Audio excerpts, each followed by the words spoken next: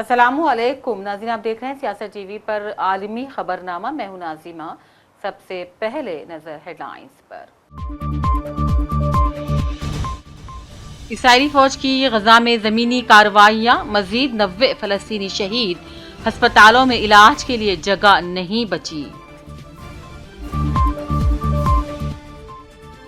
यूरोपीय यूनियन ने गजा में इसराइल की जमीनी कार्रवाइयों की शदीद अल्फाज में की मजम्मत, इसराइल पर पाबंदियां लगाने का किया ऐलान। अमेरिकी सदर पहुंचे लंदन, शाही जियाफत के लिए भरपूर तैयारियां, शहरियों ने ट्रंप की मुखालिफत में किया जबरदस्त एहतजाज। हिंद पाक जंग किसी भी मुदाखलत से नहीं रुकी, फौजी कार्रवाइयों ने किया अहम किरदार, राजनाथ सिंह का बयान तमाम अमेरिकी दावों को कर दिया मुस्तरद। और खालिस्तान हामी ग्रुप के वैंकूवर में इंडियन कौंसल खाने पर कब्जे की धमकी। हेडलाइंस आपने देखी, अब पेश है खबरों की तफसील। इसराइली फौज ने गजा में ज़मीनी कार्रवाइयां तेज करते हुए मजीद 90 फ़लस्तीनियों को शहीद कर दिया। कई हफ्तों से जारी फिजाई बमबारी के बाद अब इसराइली फौज ने गजा में ज़मीनी कार्रवाइयां शुरू कर दी है।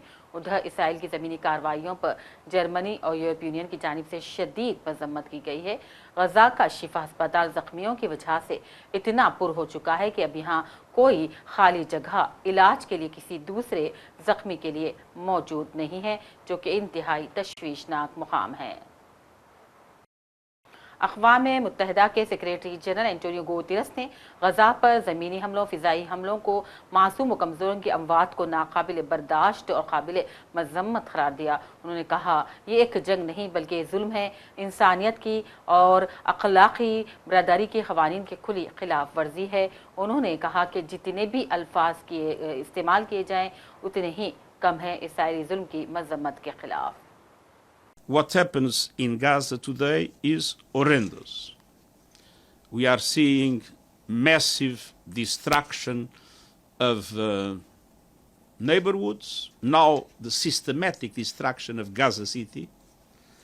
We are seeing massive killing of civilians in a way that I do not remember in any conflict since I am Secretary General.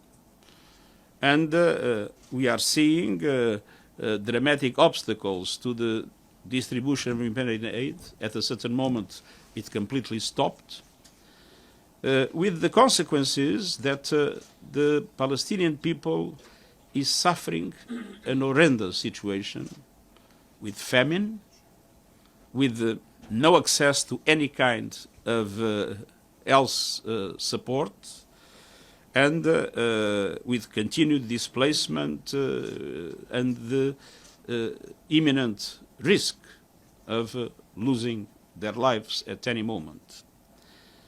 So this is something we cannot forget. Independently of the names that are given, the truth is that this is something that it is morally, politically, and legally intolerable. I believe the objective of the meeting is to strengthen the bilateral agreement on defense for seriously accepting a negotiation.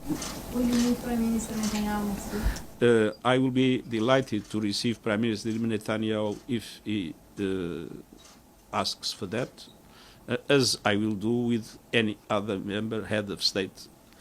And of course, according to the rules, I will inform, if that is the case, the International Criminal Court. But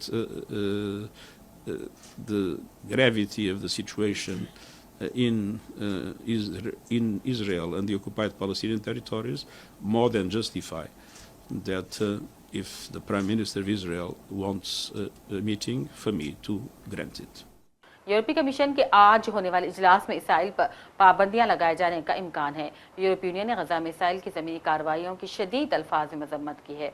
यूरोपीय union खारजा policy के सरबराह ने कहा, ज़मीनी हमला गजा की पहले से ही संगीन सूरत हाल को मजीद बदतर कर देगा, मजीद हलाकतें और मजीद तबाही मच जाएगी। यूरोपीय मुल्क लग्जमबर्ग ने फ़लस्तीन को बतौर रियासत तस्लीम करने का फैसला कर लिया है। लग्जमबर्ग ने रवा माह अक़वाम मुत्तहिदा के इजलास में फ़लस्तीन को बतौर रियासत तस्लीम करने का फैसला कर लिया है। वज़ीर आज़म लग्जमबर्ग ने कहा, हालिया महीनों में गजा में ज़मीनी हालात शदीद बिगड़ चुके हैं। दुनिया भर में 2 रियासती हलक़ के हक़ में नई तहरीक उभर रही है। उन्होंने कहा, लग्जमबर्ग जनरल असम्बली में फ़लस्तीन को तस्लीम करने वालों में शामिल हो जाएगा। अमेरिका ने ईरान से मुताल्लिक़ नई पाबंदियों का ऐलान कर दिया है। अमेरिकी महकमे ख़जाना ने एक प्रेस रिलीज जारी करते हुए ईरान से मुताल्लिक़ कई शख्सियात और कंपनियों पर पाबंदी लगाने का ऐलान कर दिया है। महकमे ख़जाना अमेरिका की जानिब से जारी इस बयान में कहा गया है कि पाबंदियों में ईरानी फ़ौज को माली मुआविनत फ़राहम करने वाले इदारे, हांगकांग और UAE में मौजूदा कुछ अनासिर शामिल हैं। अमेरिकी सदर ट्रंप लंदन पहुंच गए हैं, जहां उनकी शाही ज़ियाफ़त के लिए भरपूर तैयारियां मुकम्मल कर ली गई हैं। डिनर के लिए इंतज़ामात में माली, आर्किविस्ट, बावर्ची, फौजी बैंड, मौसीक़ार सभी मसरूफ़ हो गए हैं। सदर ट्रंप के दौरे बरतानिया में उनके लिए शाही ज़ियाफ़त के लिए भरपूर तैयारियां मुकम्मल हो गई हैं। विंडसर केसल में अमेरिकी सदर का इस्तकबाल किया गया और विंडसर हाई स्ट्रीट पर यूनियन जैक के साथ साथ अमेरिकी परचम भी लहराए गए हैं।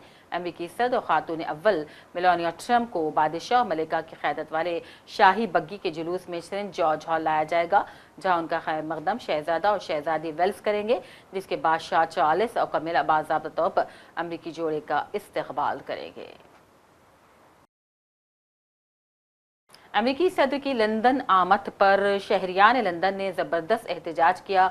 घर जाओ ट्रंप के नारे लगाए गए और बदौर बरतानिया की मुखालिफत के लिए मुजाहिरीन विंडसर केसल के बाहर जमा हो गए हैं। एहतजाजियों ने इल्ज़ाम लगाया है कि गजा कत्ले आम में ट्रंप मुलविस हैं। यूक्रेन जंग को रुकवाने में भी वो नाकामी का सामना कर चुके हैं। लंदन के शहरियों ने अमेरिका के सदर ट्रंप की इमिग्रेशन की सख्त पॉलिसियों के खिलाफ डिक्टेटर भी करार दिया। Yeah, I mean, it looks lovely. And if it had been Obama, Joe Biden, it would be a completely different atmosphere here. But it's not, it's Donald Trump. He's in Putin's pocket, he's making the war in Palestine worse, he's supporting Netanyahu, Christo-fascism in America, he's surrounded by ignorant sycophants who are just all about their money as well, and the Epstein scandal, everything at the moment is a distraction.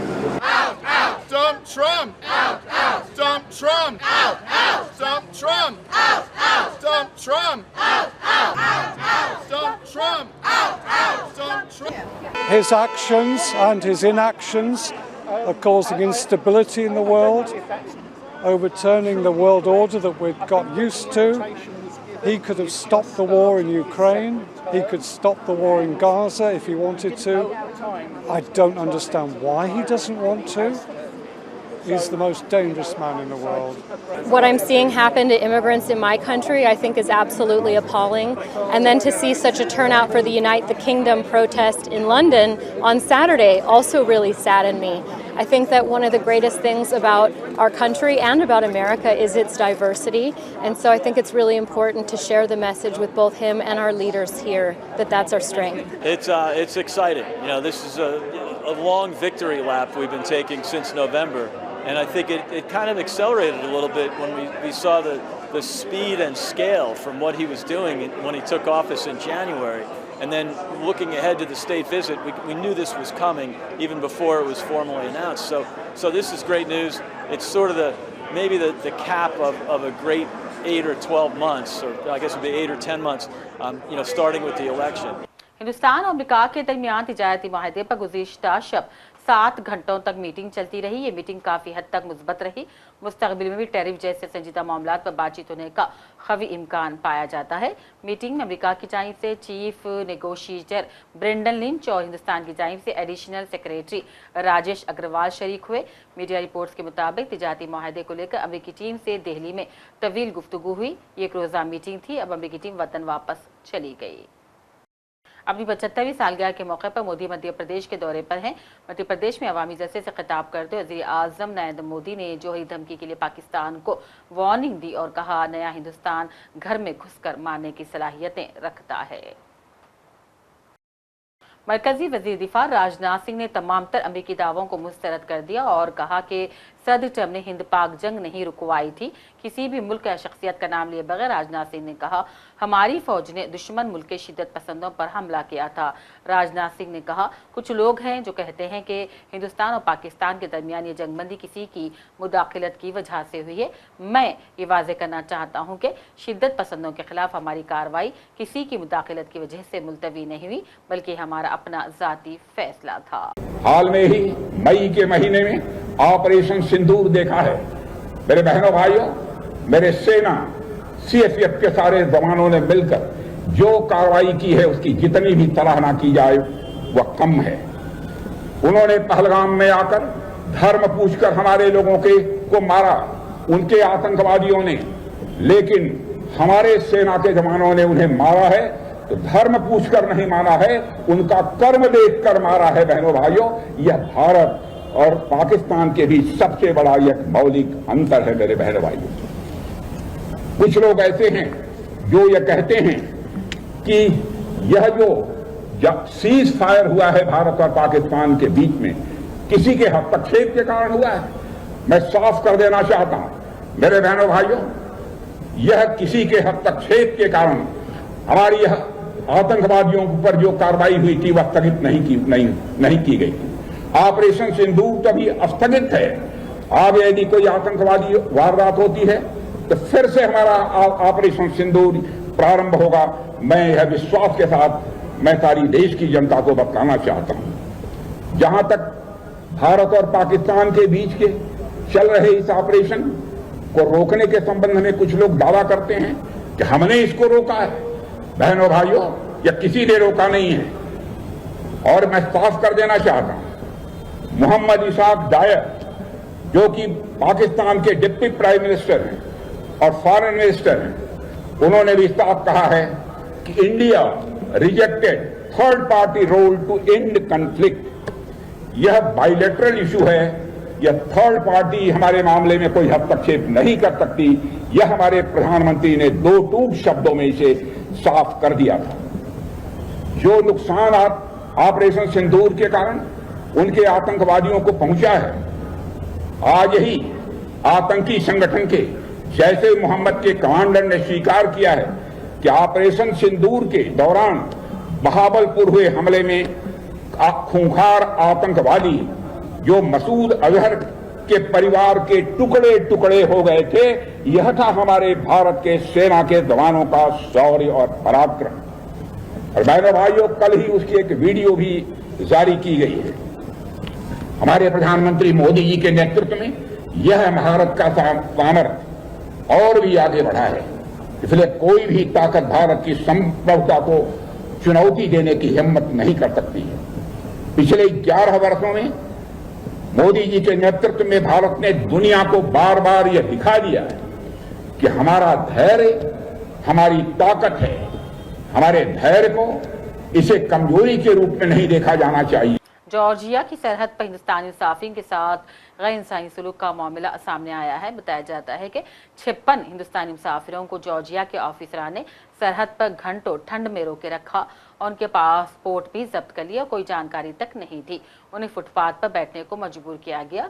एक खातून मुसाफिर ने कहा कि संगीन इल्जाम भी लगाए गए। उन्होंने दावा किया कि जायज दस्तावेज होने के बावजूद इनके साथ नाजेबा सलूक किया गया। इंडिया और कनाडा के दरमियान सिफारती ताल्लुकात बहाल होने के बाद खालिस्तान हामी तंजीम सिख फॉर जस्टिस ने वैंकूवर में इंडियन कौंसल खाने का मुहासरा करने की आज धमकी दी। अमेरिका में कायम खालिस्तान के हामी group Sikh for justice SFJ ने ऐलान किया है कि वो आज कौंसल खाने का कंट्रोल संभाल लेंगे। SFJ ने हिंदुस्तानी आज़ाद कैनेडियन से भी अपील की है कि वो कौंसल खाने का दौरा मुलतवी कर दें। आखिर में हेडलाइंस पर एक और नजर। इसराइली फौज की गजा में जमीनी कार्रवाइयां, मजीद 90 फलस्तीनी शहीद, अस्पतालों में इलाज के लिए जगह नहीं बची। यूरोपीय यूनियन ने गजा में इसराइल की जमीनी कार्रवाइयों की शदीद अल्फाज में की मजम्मत, इसराइल पर पाबंदियां लगाने का किया ऐलान। अमेरिकी सदर पहुंचे लंदन, शाही जियाफत के लिए भरपूर तैयारियां, शहरियों ने ट्रंप की मुखालिफत में किया जबरदस्त एहतजाज। हिंद पाक जंग किसी भी मुदाखलत से नहीं रुकी, फौजी कार्रवाइयों ने किया अहम किरदार। राजनाथ सिंह का बयान तमाम अमेरिकी दावों को कर दिया मुस्तरद।